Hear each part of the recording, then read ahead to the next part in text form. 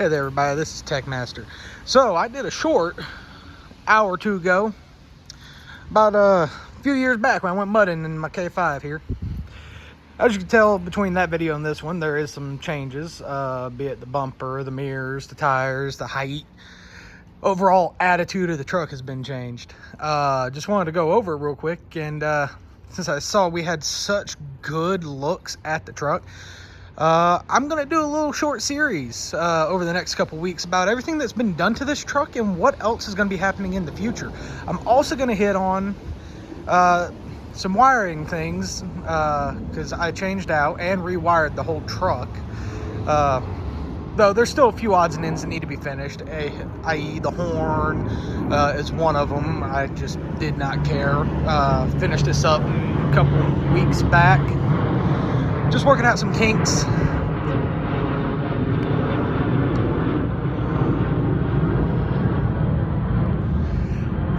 With some other parts of the truck, some timing issues and stuff, because again, I did rewire the whole truck. In the description of that short with this truck, I did say that it was a small block 350. Now, since then, I did 4 mud bogs following that video. With this truck when it was still stock height on 33s. Did great, never had an issue, never got stuck, except for one time when a buddy of mine decided he was going to go purposely get stuck, sat there and just floored it like he was trying to do a burnout in the mud, coated the crowd in that corner with mud. But in the end, it did finally get stuck that one time. That was on purpose stuck, not it got stuck on any fault of its own. Now, just a few highlights of what's changed. Yes, it's got a 4-inch lift. It's gone up to 35-inch tires. I'm loving these tires. Just put these things on, I want to say about August to September of last year in 2022. Somewhere around there, I can't remember exactly when. I will update and put comments down below. But these are the Mickey Thompson Baja Legend EXPs. These are nice all-terrains. I love them. They have a nice ride. I always love Mickey Thompsons. These things have been great to me so far. Unfortunately, I haven't had a chance to go mudding yet. Any dirt you see on the truck currently is just what's been sitting. I need to wash it more often than I do. It still has some body work needs done. I'm still going to be using this thing for mudding. I love driving this thing. Ignore the fact that that's a GMC grill. Previous owner took this thing mudding. One of the 3. I'm the 4th owner of this truck. And admitted the last driver told me he had to source a grill because the one before him didn't have a grill when he got it. But I'm going to hit on this. It was a good steal. I got this truck for $600. It was a hell of a deal on my part. Me and my buddy drove several hours in his rollback to go get this truck. I was coming back with this thing. I had a goal. I wanted this truck. I was going to give it to my grandfather so he could use it to drive around because he wanted something 4-wheel drive because he lives in an area when the weather gets bad you can't get out, and all he had was a car. So went down there. The guy said this thing died in the swamp. He drove it dang near 2 days straight, getting it back from where he bought it to his place. He bought the vehicle about $4,000, if I remember right. It's been like 8 years since I bought this thing off of the guy. He said he drove it. It was a good 8-9 hour drive. He flew there, drove it back. Fired right up. He said never had an issue out of the truck when he first got there and before he started driving it back. But he did stop and put tires on it. That's the 33s that were on that video. So those 33s were on there for at least 9-10 years by the time I replaced them. Now, I paid $600. The dude, honestly, I don't know why he sold it so cheap. The issue he had when it died in the swamp behind his property, the battery is bad. I literally drove there. He was like, yeah, don't run. Have to put a jump box on it to start it up. Well, that told me right there after our conversations. We'd spoke for 2-3 weeks, had several people lined up to come look at it before me. None of them bought it. He finally said, hey, come on down. Nobody bought it. You're more than welcome to it. He dropped his asking price from $1,000 to $800. Get there, he left out some details. It had some floor holes in it. Like the whole passenger floorboard was gone. He had the seats. All the seats were in the back except for the driver's seat. The tailgate needed work. The back window didn't work. It didn't even have the wiring there. But I offered him $600 for that lack of information. He's like, that's fine. He didn't care. It's like, sweet. Finally got the K5.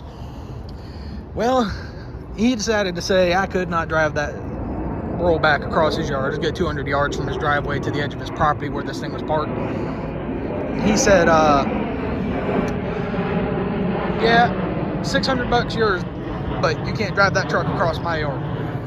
I understood. 19,000 pound rollback across a yard. Not something you want to do. Well, after I made sure he signed the title and everything and it was locked in the rollback, I grabbed the spare battery me and my buddy dropped it in. Thing fired right up. I drove the K5 itself across the yard and up the back of the rollback. Dude was fuming. Understandable. He just lost a whole lot of money on this truck. But either way, that's how I came to get this truck. I fixed all the issues I had. It had bad sending unit. It had bad gauges. Had, like I said, the holes in the floor. I had to rebuild the four-wheel drive system. Had to grease the locking hubs. Had to replace the locking hubs, actually, because one of them had a crack in it. Opened that thing up, full of rust. Full of rust. It was ridiculous. But anyway, I got all that fixed. Drove it around for 3 months. Then gave it to my grandpa. Well, year later, he decides, truck's still in my name. He never decided to transfer it over. He knew I liked this truck. I specifically chose a K5 because I didn't want him having nothing anybody be trying to ask him to go haul stuff with. Well, he told me he went ahead and jumped the gun. He bought himself a little S10. So he said, come get this thing back. I know you want it. I know you love this truck. So I drove all the way out to my grandpa's. Good 2-3 hour drive. Went and got this truck. Brought it home. Continued working on it. Cleaned up the engine bay. Took better care of it. Did some more weld work on it. Cleaned it up a whole lot more. It still needs paint work. It's going to be a while before I do paint because there's still, like I said, some body work. It's got a door alignment issue on this side. It's nothing bothering me right now. There's no rust there from it. It's also got a dent on the passenger side over here, right by the fuel tank. You could probably see where I had to spray at one point. Now, all these body damages were there prior. I also had to do the rocker panels. Bought a welder. First time I ever welded. Did it myself. I say I didn't do too bad, but that was about 8 years ago. At one point in the next probably this summer, I'll probably go back through, do those properly, clean them up, make them look a whole lot nicer. And had to do the driver's side as well. I also did this bumper because the other one was breaking. That bumper started falling apart, so I was like, yeah, you know what, let's go ahead and let's do a new bumper. I built this thing out of some 2x2 square inch tubing and a bull bar I had. I know I could have done just the bull bar, but I wanted something to where if I did an impact, the truck wouldn't get completely destroyed. Back to the mud bogs. After 5-6 mud bogs, got it home, drove it to work the next week. Good thing this thing wasn't my daily at the time. The motor blew a head gasket, passenger side head gasket on the 350. I was so bummed out. I limped this thing home that day and found out that issue. Me and a coworker spent the next 2 weeks on our days off, really busy all the time.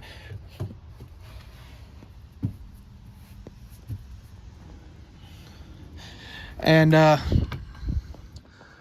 we got the head gasket replaced, and then come to find out, well, we might have fixed the head gasket, but the block was warped. I actually did get a whole new set of heads for this thing. Called this thing my Sasquatch, so I made a Sasquatch sticker for it. So after struggling with it, I finally decided, you know what, I pulled the motor out. Block was totaled. I couldn't fix the motor. Motor was done. It was, is what it is. I got 4 or 5 years out of that 350 before it broke. Ran like a dream. I just dogged it too hard. Well, then I searched around. Now it's a big block. And when I changed it to a big block, I chose a 427 tall deck. Well, my engine shop, the guy was really interested in that 427, so he went ahead and traded me a 454 block. Well, he didn't have a crank for it, so he gave me the block. He did the work on the motor for free. He went ahead and bored it 40 over because one of the cylinders was really oblonged. I was like, yeah, okay. Well, he did that. He couldn't find a crank for it. I didn't have the spare money, so I just decided to go ahead and use the 427 tall deck bottom end. Well, did that. Did 40 over, 14cc dome with a RV tow can. I wanted torque. I wanted to pull stuff with it because I have another vehicle that is more show quality than this thing's ever going to be. So I decided, you know what, let's make this thing a tow rig. Still use it for the mud here and there. It has enough torque, it has enough power, it gets up and goes. But so as a result, this thing's actually a 434 big block that has an operating range from idle to 5,500 RPM. This thing pulls like a beast. It is fun. I love this truck. I'm never going to get rid of this truck. But that's it as far as the motor and everything. I'm still using the 700 R4 and the transfer case that came with the truck. They're holding up. At one point I am going to switch those out, change them. Probably, I'm debating if I'm going to go ahead and just rebuild them as is, or if I'm going to switch to like a NV 3500, make it a manual. I'm undecided on that. But now the real reason behind me picking this truck to get for my grandpa was when I was 7, 8 years old. My dad went and bought himself an 84 K5 Blazer. It was the black and gray two-tone. Beautiful truck. Love that truck. All I wanted to do was get that truck from him. There were 2 cars in my family at that point once we acquired that K5 that I wanted. Well, through some unfortunate events, they loaned it to a friend. He tore the snot out of it, snapped the axle, destroyed the motor, transmission was shot. So my parents sold it for junk to get rid of it. And ever since then, I wanted one because I remember as a kid, Dad popping off the camper shell, then me and him going out fishing in it, going hunting, camping. It was fun. That made my childhood really fun. That truck held a lot of memories for me. Well, that's why when my grandpa said he needed a K5 or needed a vehicle with 4-wheel drive, I was like, there's no better truck than a K5. One, because like I said, I didn't want none of the people up near him or relatives trying to convince him to come haul stuff for him. My grandpa, bless his heart, loves to do everything for everybody he can. But I did not want to leave it to where family could abuse him, which is what would have happened. Well, he loved this truck. I love this truck. And my dad loves this truck. Anytime all 3 of us are together, we go for a drive. Dad hops in the back seat, obviously, because we ain't making Grandpa crawl in the back seat of these things. But good bonding point for my family, me buying this thing. Now, other things that have changed. Put a 4-inch rough country lift on it. I will admit, yes, rough country does have some nicks and ticks, but they have amazing customer service. I had an issue with the driver front spring from the kit. It was sagging real bad, so they sent me out a new one. No charge, no cost. Didn't even ask me to send the old one back. So I threw that old one in the corner in case, whatever, I could probably cut that up into something fun. But ever since then, I've not had an issue out of the suspension. It's actually softened up quite a bit. It feels great. It rides great. Things got great momentum, and it's got road presence. I love the road presence, especially around here, because I have people that drive like crazy. So they see this thing coming at them, they just get the heck up out my way. It's hilarious. But thing is a monster. I love this truck. I know I say that a lot, but we as a car/truck community, we all love our vehicles. We all love them. We'd do anything to make them better, stronger, faster, even if the misses in some people's cases say you don't need that. But we do it anyway, because we're men. If it don't go boom, if it don't go fast, we lose a little interest, or if it can't plow through anything. Another thing that happened that led me to do some of the upgrades that I have done, like the rewire, the the ECM fuse managed to somehow blow in a way that it actually arced over on itself. My dash caught on fire when I was driving this thing home from work. I pulled over on the side of the road. I immediately put that out, started looking, found the source, pulled that fuse out, didn't smoke, didn't do nothing, got home, ordered the wire and harness next day after doing some research. I will put the link to that harness down below. It was very straightforward, really well made. I love it. It's got everything there. You will, on a few things, have to decide how you want to run them. Like the power locks still don't work on this thing, because honestly the Chevy power locks for the 80s and 90s confused the snot out of me, and this thing's a 1990, so I'm still uncertain of which way it went, and every time I try to wire it, it pops the fuse. I think I have it right now, but it's been raining the past on and off few weeks, and I had a injury at work, so I technically can't be out here working on it. But this thing, it's a truly fun vehicle to have.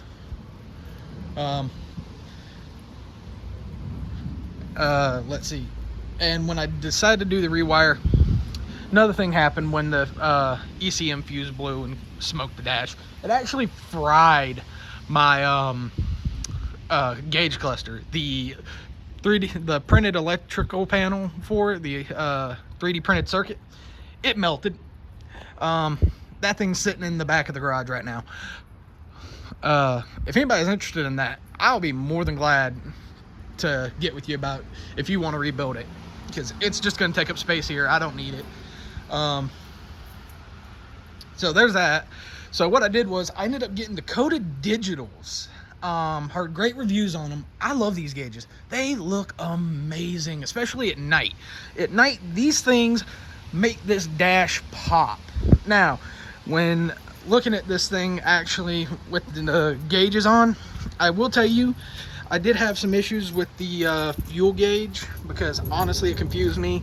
Also, the setup for the speed calibration was a little difficult, because I chose, since my 700R4 has the factory electric sending unit for the speed, I wired it in. Now, talking to the people at Dakota, that's fine. It doesn't matter how you do it, and if you're curious on how I got it wired up, I can actually draw out a diagram and share it with you. Oh, sorry, I didn't mean to shut that yet, because there's another thing I did do in here that just got done the other week, because honestly, family friend came over. I was gone. It was a party. My parents let him in and everything. So while I was at the store picking up more stuff, parents watching the place for me while people showed up, he decided he was going to work on my old dash. Well, he foobarred the shit out of it. I tried to save it, and excuse my language.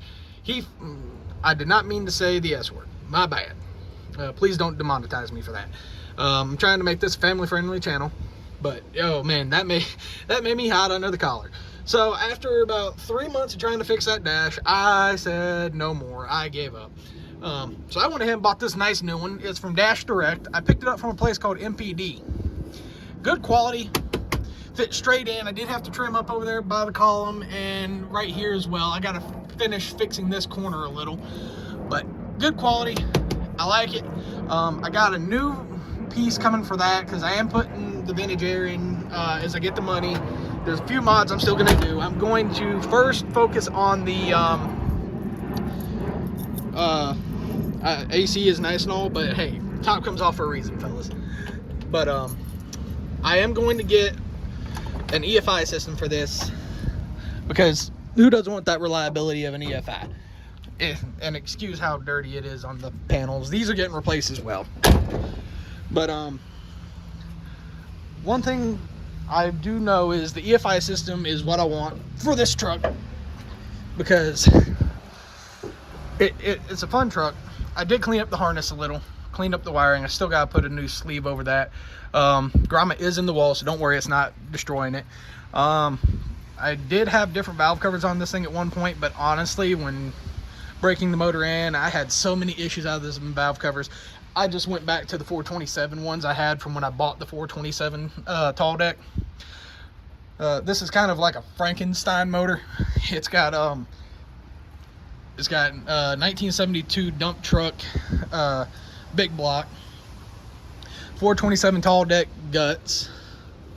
I can't remember the carburetor. It's 750 CFM, so I think it was I can see it from here. I might need my glasses. I think it was like that 4105 or whatever. I'll have to look that back up, and I will put that in the comments. Some things this truck had some issues with was well, mainly the accessory drive. So that is actually the accessory drive from the 1998 C3500 truck.